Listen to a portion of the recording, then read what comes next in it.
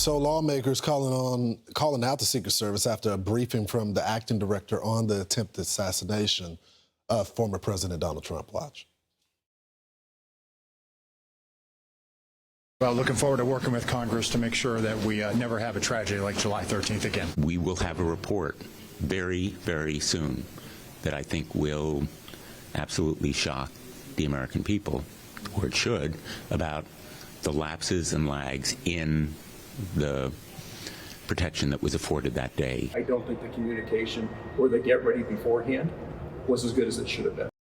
So Texas Congressman Pat Fallon was at that briefing. He joins us now. Pat, it's good to see you, brother. Why not public information? Just put it all out there for us to see. I understand the investigation, but the breeding conspiracy with the lack of urgency on this.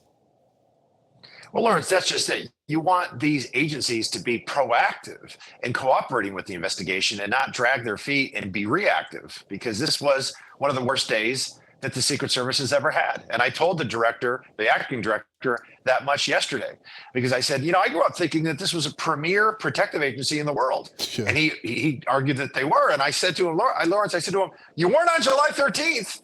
I mean, it was devastating. The fact that what you saw Chairman Kelly just say, that they were doing a walkthrough. They only did one walkthrough. And some of the departments that were the local departments weren't even at the walkthrough. So you got to have all of them there. And the counter snipers from the Secret Service, they didn't attend that walkthrough either. So that is one of several, really, in a myriad of lapses. Mm-hmm. So Congressman Senator Josh Hawley says that he got some new information from a whistleblower. Check this out. It was understaffed. They did not have people who had experience on it. And now this advance agent, I'm told, may have failed one or more for training exams and was known not to be a top quality agent. And the fact that the director will not level with the American people about what's going on here is just totally unacceptable. And I got guys that are in the agency that have said similar things. So what are you hearing? Well, Lawrence, I talked to a whistleblower yesterday. Okay, so get this. If you're on a protective detail, you do a rotation.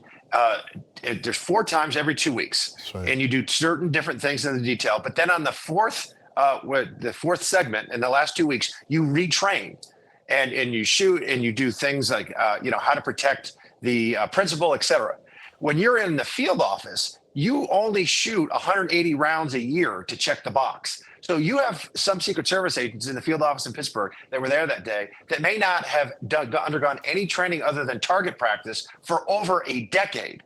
That is a cultural change that we need to make in the Secret Service. You know that as well as I. You need to do continuing education, if you will. We did that in the military. And also fitness tests as well. You've got to be, to be a Secret Service agent, you should be elite, have elite fitness, and they don't. Well, see, Congressman, I didn't even need to know that to notice when I saw agents that couldn't properly holster their weapon, that the muscle memory wasn't there.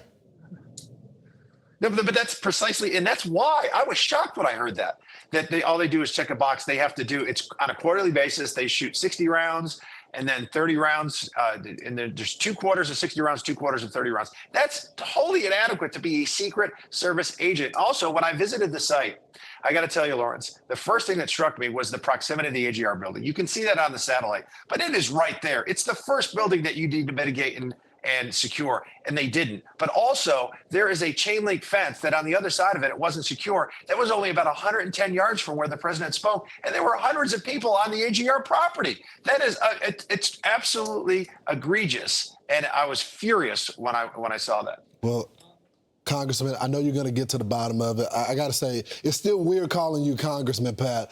Congratulations. It's good to see you.